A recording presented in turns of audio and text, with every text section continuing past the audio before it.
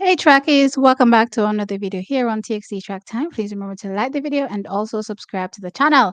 Alright, so trackies, the NCAA qualifiers. This time, let's start things off with the West, right? The first round from the West. And I want to talk about the women's 400 meters. Now, as you all know, we have the second fastest Jamaican in history in Nickisha Pryce taking part in this event, trackies, and it makes us so excited every time we see her run. Well, guess what? She took to her qualifiers.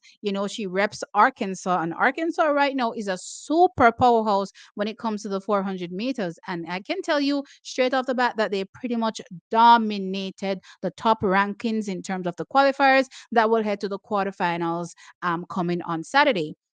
Right? So track is Nickisha Pryce walked away with the win in her heat and she ran a 50.31 seconds to easily qualify, as I said, making it into the quarterfinal rounds where they will take three and the next six fastest times. Now, based on what I'm seeing happening here, then, without a shadow of a doubt, Nickisha Pryce should be able to navigate that quarterfinal round and make it to the NCAA finals where she will challenge for NCAA glory or to become the NCAA champion over the 400-meter distance. And I'm actually happy because this time around, wisely done, guess what? There is no participation from Nickisha Pryce or any of her teammates in the 200 meters.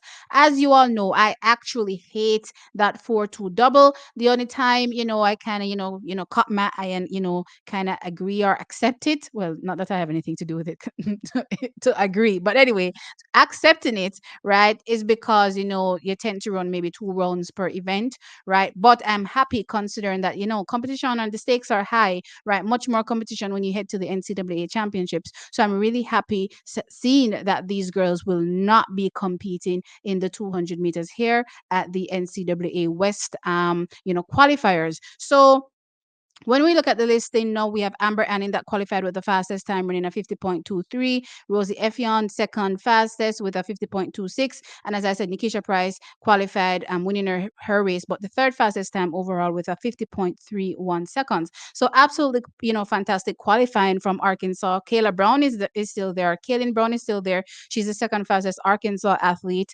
this season, and she qualified, fifth overall, won her heat as well. So all these athletes were winners, trackies. It's just because they were easily navigating their races. Why you will see a difference in terms of times. Once the competition is up, then clearly you'll be able to see a separation in terms of who is really top dog.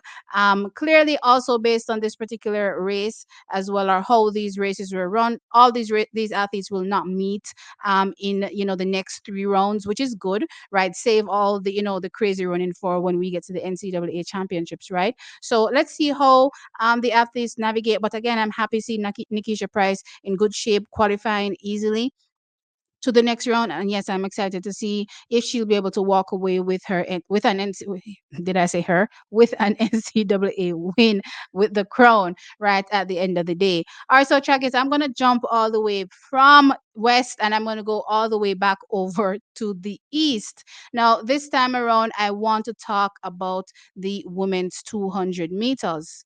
So Brianna Liston took to the 200 meters trackies, and this was second round of qualifying for her. This morning or earlier today, I should say, an hour ago, pretty much, she took to the 100 meters where she easily qualified, looking pretty crisp and smooth, looking in much better health, I have to say, and I'm happy to see that. Qualifying as well, running that 11.03 seconds. Now, that time qualified her third overall in terms of times, but as I said, she won her race. Minimal fuss, pushing out of the block strikes, and that was part of one of the things I was looking forward to seeing how she would execute coming out of the blocks. Got a fantastic start, trackies, and just motored away for the win. And as I said, it was very easy in my opinion. So there's much more in her tank.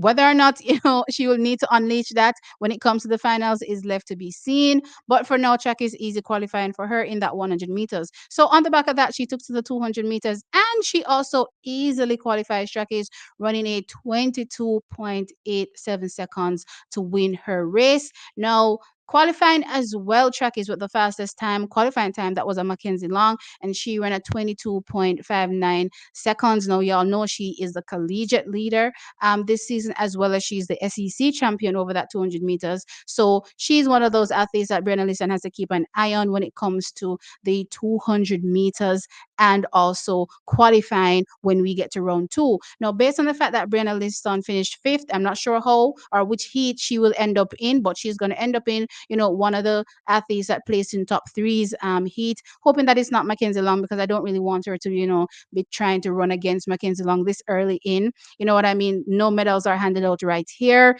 When we get to the NCAA championships, that's where the medals are handed out. You know what I mean? So I would rather her save her fast running for then. But guess what? Athletes are athletes, and they will be competitive, and there's nothing you can do about it, right? So if she wants to challenge herself against Mackenzie Long, go for it, as long as, she's not, causing any further issues as far as I'm concerned. But yeah, easy qualifier for her, 22.87 seconds. Minimal fuss, as I said. You know what Brenna Liston's caliber is. You know what she's capable of. Already gone 22.3 this season and expected to do so much more. So let's see what happens on Saturday for both these two runs for her over the 100 meters and the 200 meters. Now, also qualifying as well was Thelma Davis. Now, Thelma Davis has been having a fantastic season. That is Brenna Liston's teammate, and she ran at 22.67 seconds to have the second fastest time qualifying heading into Saturday's what they consider quarterfinals, right? So with that said, trackies, that is what happened here for one, the NCAA West, where we saw Nickisha Pryce impressively qualifying over the 400-meter distance. We'll see her come up on Saturday for that finals. And I'm glad. I can't point this out enough that they don't have them doing the double. The 4-2 double is a killer. So I'm glad that they don't have these athletes doing the 4-2 double. And I'm talking about the Arkansas athletes. And here we have Brenna Liston easily qualifying. First, she took to the 100 meters an hour ago, qualified for that, and she comes back for the 200 meters, easily qualifying again. So looking forward to seeing what will happen again when they get to the finals on Saturdays. But in my opinion, based on who they're running against, I think Brenna Liston will have an easy time qualifying for both events. And also Nickisha Pryce, based on how much they're taking, again, top three in each heat, and then also the next six times, even if she doesn't win her heat, right, she will still be able to qualify for the NCAA finals. And that is what is important, because guess what? No medals are handed out here. So I just want our athletes really to just qualify as easy as they can, to be fair. You know what I mean? But you have to be cognizant of the field as well. You don't know who's going to spring a surprise when, so they also have to be thoughtful when they're running. So with that said, trackies, let me know your thoughts in the comment section below. Like the video, of course, and subscribe to the channel. I'll catch you all in the next one. Bye.